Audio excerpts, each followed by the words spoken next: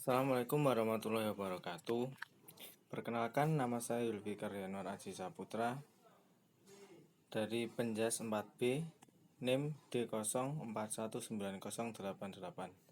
Di sini saya akan mempresentasikan tugas akhir interaksi belajar mengajar yang bertema hakikat anak didik.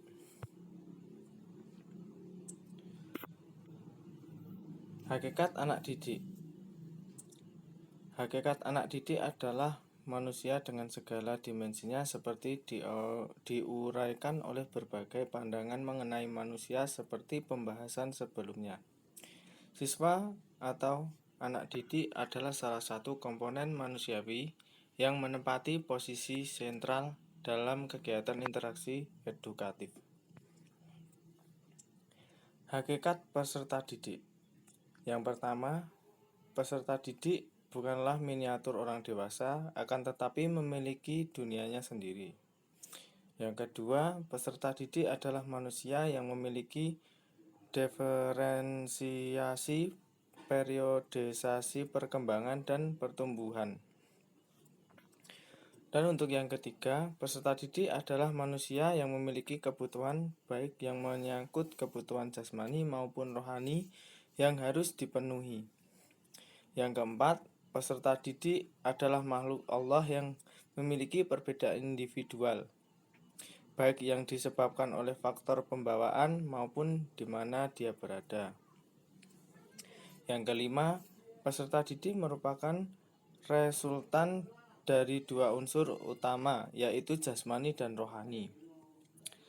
Untuk yang terakhir, peserta didik adalah manusia yang memiliki potensi yang dapat dikembangkan secara dinamis.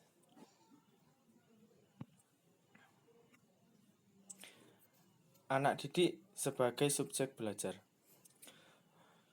Dalam konsep mengajar sebagai proses mengatur lingkungan, siswa tidak dianggap sebagai organisme yang pasif yang hanya sebagai penerima informasi, akan tetapi dipandang sebagai organisme yang aktif, yang memiliki potensi untuk berkembang. Siswa atau anak didik adalah salah satu komponen manusiawi yang menempati posisi sentral dalam kegiatan interaksi edukatif. Mereka merupakan faktor penentu yang memiliki tuntutan yang mempengaruhi segala sesuatu yang diperlakukan dalam mencapai tujuan belajar. Slide selanjutnya, karakteristik anak didik. Sebagai manusia, anak didik memiliki karakteristik menurut Sutari Barnadip Suwarno dan Siti Mecat. Anak didik memiliki karakteristik tertentu, yakni ada 3. Yang pertama, belum memiliki pribadi dewasa, susila sehingga menjadi tanggung jawab pendidik.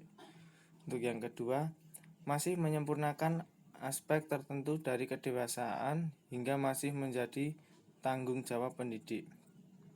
Untuk yang ketiga, memiliki sifat-sifat dasar manusia yang sedang berkembang secara terpadu, yaitu kebutuhan biologis, rohani, sosial, inteligensi, latar belakang sosial, latar belakang biologis, serta perbedaan individual. Untuk slide selanjutnya, sifat-sifat yang harus dipenuhi peserta didik. Yang pertama, belajar menentukan konsentrasi. Yang kedua, belajar harus disikapi tawaduk. Dan untuk yang ketiga, murid tidak melibatkan diri dalam perdebatan atau diskusi tentang segala ilmu sebelum terlebih dahulu mengkaji dan memperkokoh pandangan dasar-dasar ilmu itu. Yang keempat, murid hendaknya mampu memprediksi kehidupan yang akan datang berdasarkan kejadian sekarang dan silam. Untuk yang kelima, belajar bertahap. Belajar haruslah secara tertib, artinya mendahulukan ilmu-ilmu yang berhak didahulukan. Untuk yang terakhir, tujuan belajar untuk Berakhlakul karimah. Untuk slide selanjutnya, kebutuhan peserta didik. Kebutuhan peserta didik ada 7. Untuk yang pertama, kebutuhan untuk berprestasi. Kebutuhan untuk berprestasi erat kaitannya dengan kebutuhan mendapat status dan mandiri. Yang kedua, kebutuhan untuk mendapatkan status. Yang ketiga, kebutuhan fisik. Yang keempat, kebutuhan untuk disayangi dan dicintai. Yang kelima, kebutuhan sosial, yaitu kebutuhan yang berhubungan langsung dengan masyarakat, agar peserta didik dapat berinteraksi dengan masyarakat lingkungannya. Yang keenam, kebutuhan mandiri. Dan yang terakhir, kebutuhan untuk curhat. Sekian presentasi dari saya. Jika ada kekurangan kata-kata, mohon maaf yang sebesar-besarnya. Wassalamualaikum warahmatullahi wabarakatuh.